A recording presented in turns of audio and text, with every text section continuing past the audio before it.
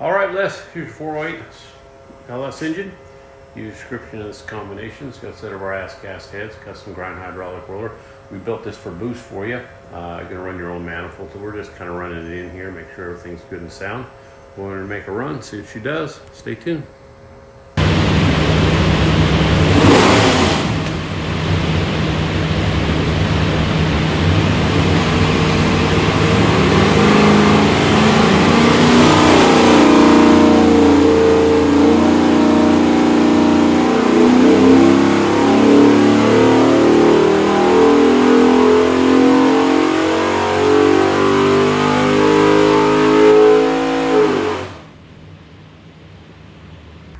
Okie doke, 3,600, 464 foot-pounds of torque, peak torque 499, good flat there.